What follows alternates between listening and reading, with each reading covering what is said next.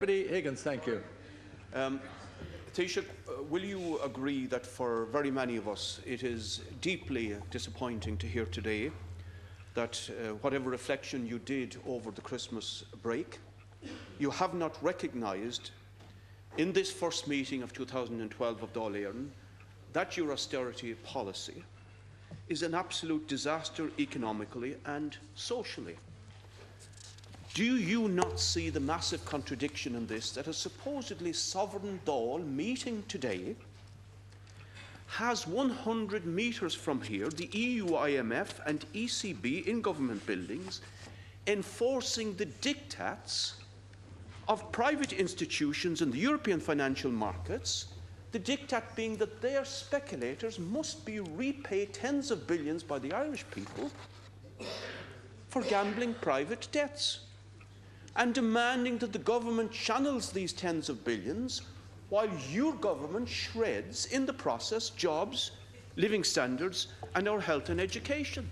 Do you not accept that you're not much more than a puppet government?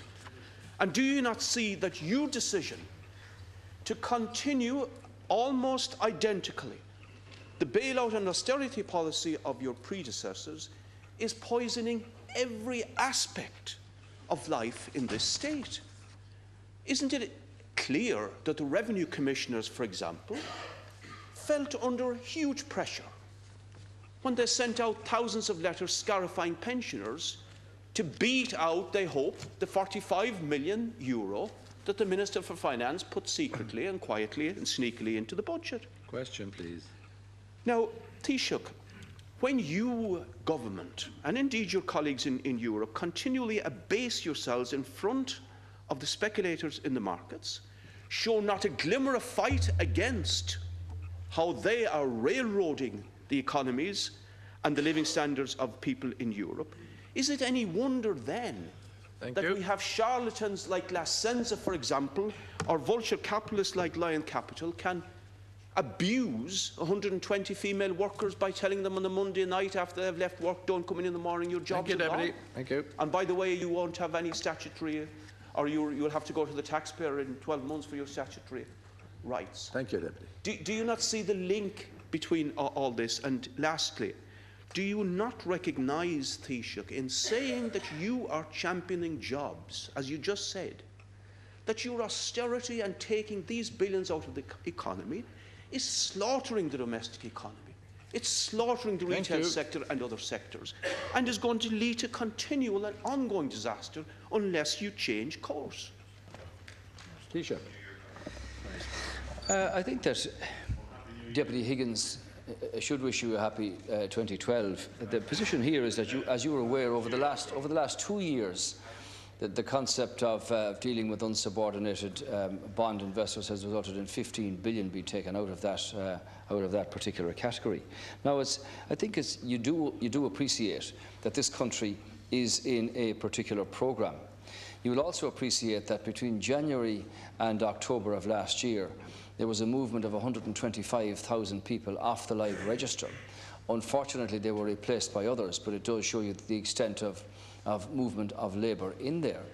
And there has been a slight reduction, admittedly a slight reduction, in the unemployment numbers towards the end of 2011. I'm quite sure that even from your own leadership of the party that you lead, that you accept that where tax liability is due, that taxes should be collected. I've already made the point that if the government got involved in some sort of communications plan arising from the transfer of data from the Department of Social Protection to the Department to the Revenue Commissioners, which power has been there since 2005, that you would have had 500,000 people very upset about this. Pensioners themselves fully understand that if there's a liability, that it should be paid. And of course, clarity is now being brought to those who would have received letters where there was in fact no liability, and I'm quite sure that the chairperson of the Revenue Commissioners has now confirmed the position insofar as where a very small liability is due or may be due. You talk about fighting against the plan and the troika. It's not a case actually of all-out war here, Deputy. It's a case of negotiating for a better position insofar as the plan that this country is now in is concerned. And that means being able to negotiate an interest rate reduction which was very substantial and which is a very substantial saving to the Irish taxpayer. It meant being able to renegotiate the conditions of the plan insofar, for instance, as the minimum wage was concerned. It resulted also in acceptance of government proposal to exempt 330,000 people from the universal social charge. And it's also allowed for negotiation between the government and the Minister for Finance and Public Expenditure in being able to discuss the question of how any disposal of state assets are concerned and what they should be used for, and to achieve clarity about that, and that it can be dealt with on a case-by-case basis. So if you believe that there's a better way that the country can actually function, given the extent of our borrowings every day, because of the circumstances we find ourselves in, well, then you must have been away for Christmas yourself. But I just want you to understand, Deputy Higgins, that government is focused on achieving the targets in the programme that we are in, which runs for a further 2 years, on achieving the targets that we've set out in the budget presented by the Minister for Finance in December, and focusing on the creation of jobs and job opportunities wherever and whenever that's possible. And I'm sure you too will want to assist in that work. Thank you, Taoiseach. The Deputy point Higgins, is, 1 minute. Taoiseach, that the diktats from the austerity policy and the troika are overriding government responsibility and allowing ministers, in fact, to duck their responsibilities and hide. On the pensions controversy again, for example, in the last week, the poor Clares couldn't have been more silent than Minister for Social Protection, for example. I can imagine... It's not exactly a supplementary question, which I suppose to be asking. So could I have your supplementary question, please? Thank you.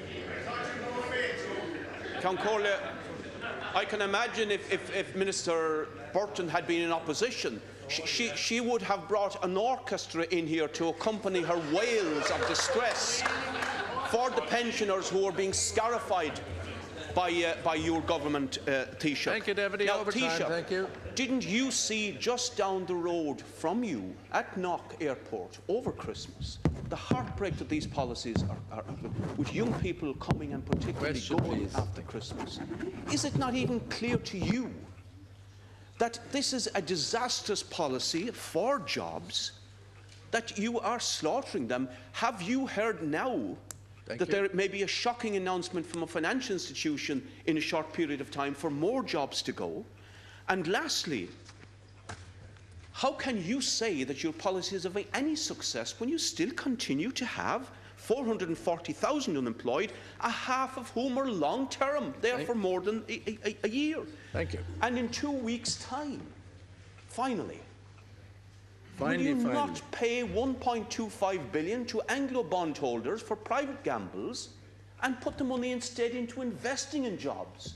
Create tens of thousands of jobs, for example, in public infrastructure that would begin to revive and regenerate our economy, because that's the only way we're going to come out of this morass. Thank you. Taoiseach.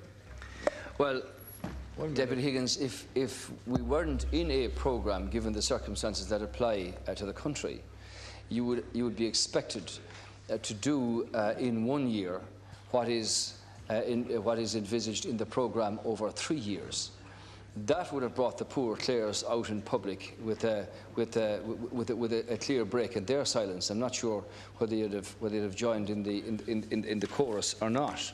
But we have to look at what the commentators and the economists all say. None of them have to make decisions.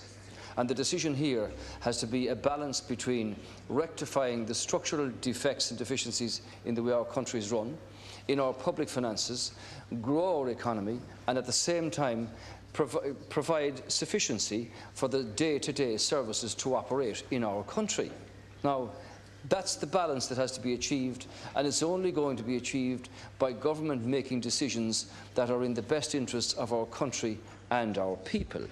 The airport that you mentioned is not a state airport and has been held out as the kind of model that others should follow in terms of their increases in passenger numbers and the way they conduct their business. And I'd invite you down there, if you wish, on many occasions during the summer to see the excited people who are going to be coming in here from mainland Europe, from main tourism markets, to see and understand and appreciate the wonderful opportunities that exist for people to enjoy themselves in a country like ours. The financial institution that you mentioned, clearly financial institutions are going to have to change their own structures because of the requirement for a leaner, more efficient, more competent and smaller banking sector. And I'd remind you that whatever happens in those sectors, that they're going to be of a voluntary nature.